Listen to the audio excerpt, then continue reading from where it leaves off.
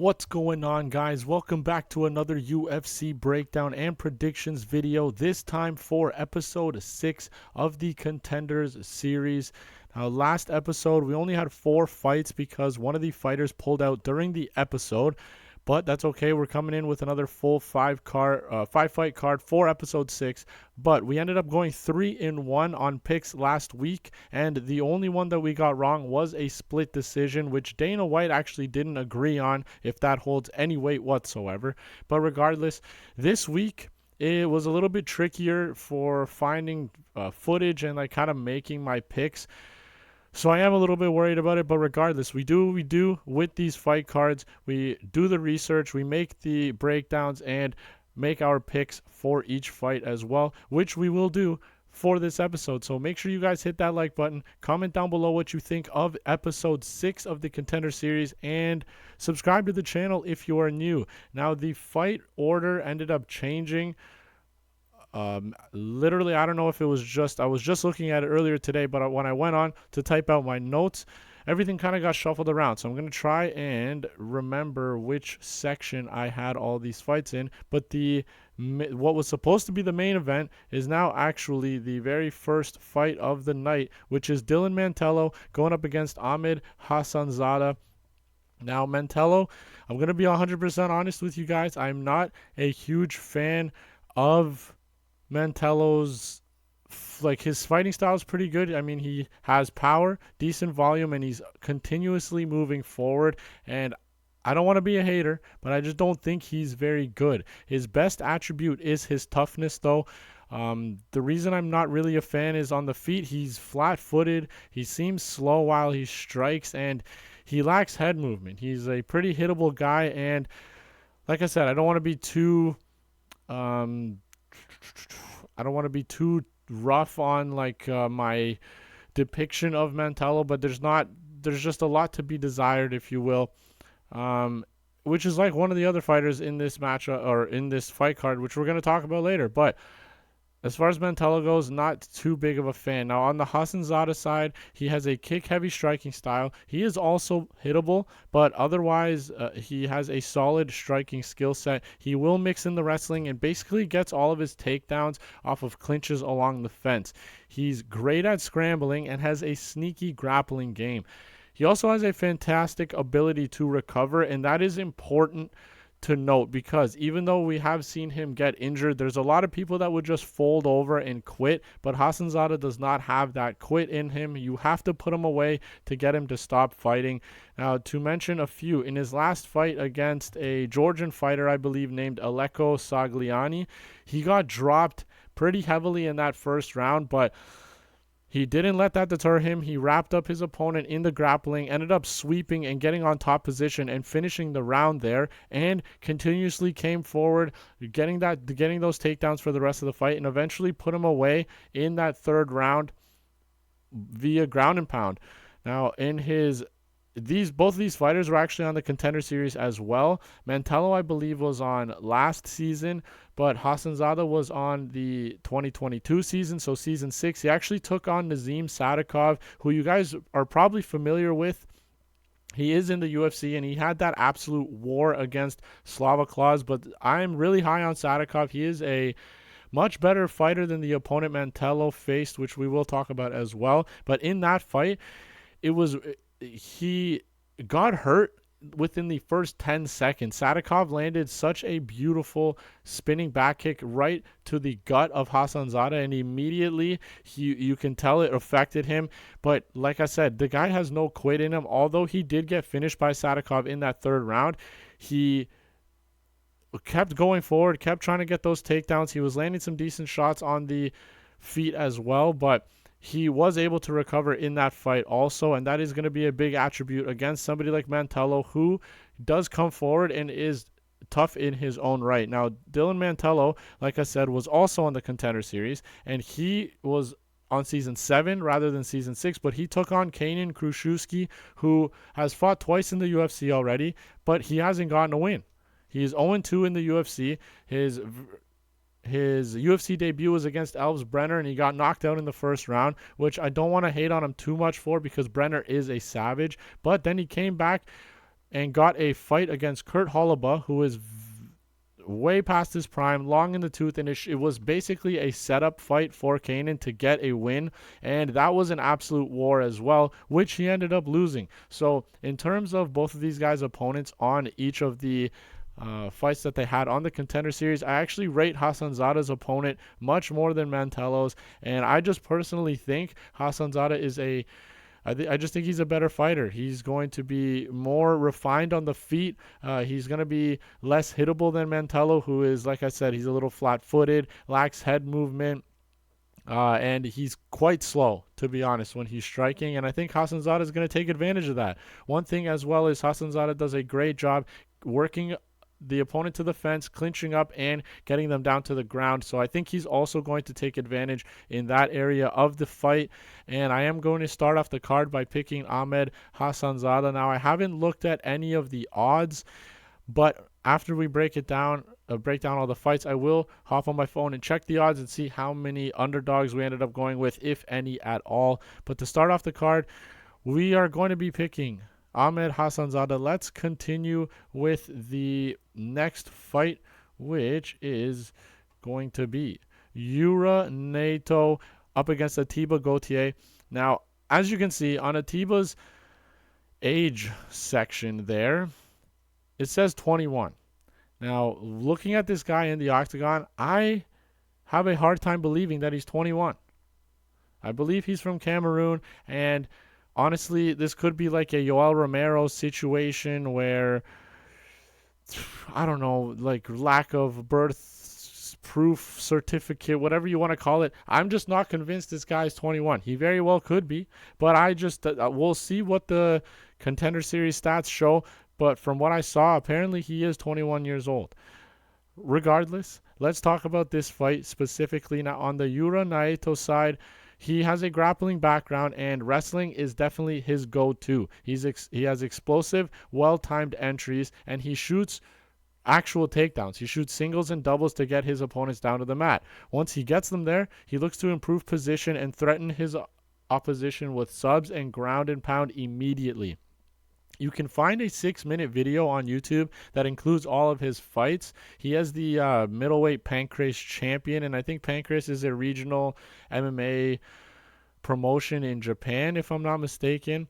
But that video, even though it's a 6-minute video that includes his fights, but it's not the entirety of those fights. It's basically like the last 30 seconds where it does show him have glimpses of power, but typically he's just able to take his opponents down and just finish them as soon as he gets it there. Now, on the Atiba Gautier side, he is an absolute unit. The guy has scary power and terrifying ground and pound. In terms of power and KO ability, you can actually compare him to Josias Musasa from last episode, the one that ended up taking on that Georgian fighter Otari Tanzilovi and beating him by split decision. You guys are probably familiar with Musasa if you watch the episodes. Now, his biggest weakness, though, is getting taken down, but he has improved that takedown defense and can work back to his feet. In his only loss, he destroyed his opponent in the first round, which he basically does in all against all of his opponents. But he gassed out for the rest of the fight, and because he couldn't put him away in that first round. Now, I think Naito is actually pretty live here to get it done because of that wrestling pressure and the fact that we know Gautier has struggled in the defensive wrestling before, but there's no denying that Gautier is the much more dangerous fighter here. I don't think that Naito will find as much success wrestling in this particular matchup, though, because I don't think he's fought anyone as physically imposing as Gautier in his 6-fight professional career. Now, as the fight goes on, it will slowly begin to favor Naito, but he has one hell of a storm to weather before that, and I am going to go with Gautier here to get it done. The guy is incredibly scary, absolute unit, and has the power to put somebody like Naito away. I just think if Naito can't get that wrestling going, I don't think he's going to have a lot of trouble. And like I said, I just don't think he's fought anybody to the physical stature of Gautier before, but we will see how it ends up going. Now, next fight is going to be, I hope I get this one right, perfect. It is Benjamin Bennett taking on Joey Hart. Now, Benjamin Bennett has that grinding style. He's going to force his opponents up on the cage in the clinch, control them, and try to do damage or just work for a takedown. Now, he's got good forward pressure, but to me, his striking leaves something to be desired. This is the other fighter that I mentioned earlier when I was breaking down Dylan Mantello. It's not that he has terrible hands. I actually think he strikes better than Mantello does, but it just looks a little bit awkward to me. I couldn't find a lot of his fights, but from what I was able to find, he's decent everywhere, but he isn't a specialist in any form of fighting. He has an extensive amateur career, though. 22 fights as an amateur, 18-4 record, and in his amateur career, he fought Brendan Allen, who we all know, in the UFC. Darian Weeks, who was at one point in the UFC. He lost to Brendan Allen. He defeated Darian Weeks. And he has a win over Issa Isakov. And if you guys are fans of the Contender Series, you will recognize that name. I do not remember exactly who Isakov ended up fighting on the Contender Series, but he lost. I believe he got knocked out. Regardless, that is a ton of experience for somebody in their amateur career. And even though he only has 7 pro fights, still has all of those, the 22 amateur fights under his belt, like I said, for that experience. Now, on the Joey Hart side, he also has a decently long amateur record. I don't have like the exact numbers, but he hasn't fought any notable names like the ones I mentioned on the Bennett side. Now, for Joey Hart, he is a patient and rangy striker. His Muay Thai clinch is absolutely beautiful, and his knees are brutal. In multiple fights of his, you can see him deliver destructive knees to his opponent's body and head and hurt them with those knees, sometimes even KO them completely out, and he delivers them typically through that Thai clinch. It's a beautiful thing to watch, honestly. When you're, if you guys haven't seen Joey Hart's fights, try to find what you can, and just that Muay Thai clinch is deadly. Now, he can get taken down. We've seen that mostly in his amateur career, though. But he has excellent grappling, and he can threaten those submissions. Now, I actually really like Joey Hart here. Bennett was KO'd by Trey Waters in his only professional loss, and Hart has that similar frame and style of fighting that Trey brings into the cage. Now, also, it was a knee that KO'd Benjamin Bennett in that fight with Trey Water, and from what I've seen, like I mentioned, Hart could easily do the same. This guy's knees are disgusting, and if he lands a big knee on Benjamin Bennett, he will put him out, like he's done in multiple of his victories. The only thing I do worry about, though, is if Bennett can get the fight to the ground and get his wrestling going, Hart may be content with playing that grappling game off of his back, trying to lock in submissions. It's just, we know that at this high of a level, that's not always going to work. Maybe on the Contender Series it will, but I would much prefer Joey just keep his range, fight off any clinch engagement, and hopefully have good enough takedown defense to just avoid the mat completely, because on the feet, I think he has a big advantage against somebody like Benjamin Bennett. So I will end up going with Joey Hart here. Let's keep rolling. The next one is going to be a heavyweight fight. Taliesin Teixeira going up against Arthur Lopes. Now, those statistics that you see on the Teixeira side are correct. This guy is massive. 6'8" with an 81-inch reach at heavyweight is absolutely disgusting. He's only 24 years old as well. Despite his size, he is actually really light and loose on the feet. He also has true heavyweight power, plus he's a patient and technical striker as well. You can find his last 2 LFA fights, and they were actually against 2 brothers back-to-back, and they were against lower-level competition, but you can see the potential this guy has. He also showed solid takedown defense. Now, on the Arthur Lopes side, I have no idea what to say about the Lopes side, because I cannot make an accurate assessment. The most you can find is a fight where he won by disqualification back in 2018. He got a takedown early in that first round and did some good work on top of his opponent, but he got up-kicked while he was grounded, and his opponent got disqualified. Now, his most recent fight was actually back in March, and it was at heavyweight, and it only lasted 20 seconds after being away from the sport for 6 years, all right? So on top of that, he like I said, he fought at heavyweight in his most recent fight, but 6 years ago, this guy didn't fight at heavyweight. He didn't fight at light heavyweight. He didn't fight at middleweight. He fought at welterweight. Okay, so that's an insane change in weight class. He hasn't fought other than 20 seconds back in March for 6 years prior to that. So I have no idea what to expect on the Arthur Lopes side. And if you guys are familiar with my Dana White's Contender Series breakdowns, we have to go with what we know. And somebody like Thaleson Teixeira is just has to be the pick here. I like his skill set. He's dangerous on the feet. He's very technical as well.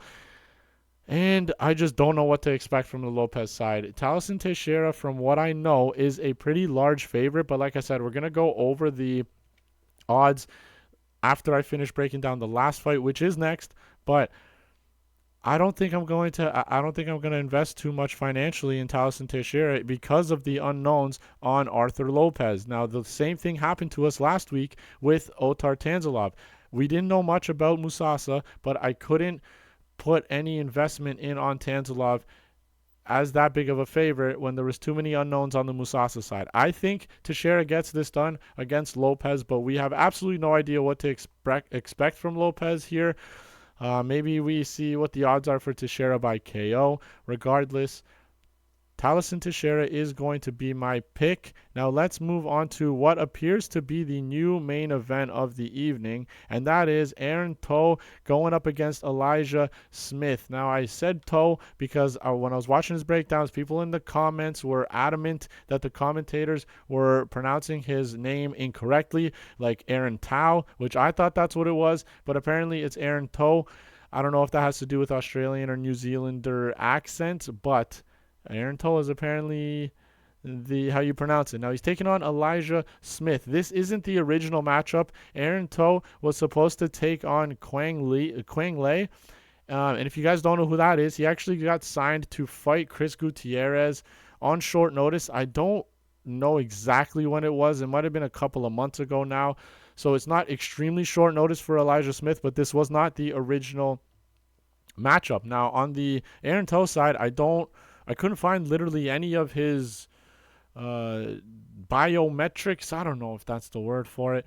But I don't know how old he is. I know he is 8-0. I don't know how tall he is, what his reach is either. Typically, if Tapology doesn't have it, when I'm breaking down fights, you can see it in the tail of the tape before the fights. But Aaron Toe's fights didn't have tail of the tape, so I don't know. But on the other side, we have Elijah Smith, and even though his information isn't on Tapology, his tail of the tapes did show. So we were able to find his there, and as you can see, 21 years old, 6'1", 5'9", 71-inch reach, and I have no idea where he has an advantage or disadvantage in that regard. But let's start breaking down these two. So Aaron Toe, he's got that Kai Kara France energy.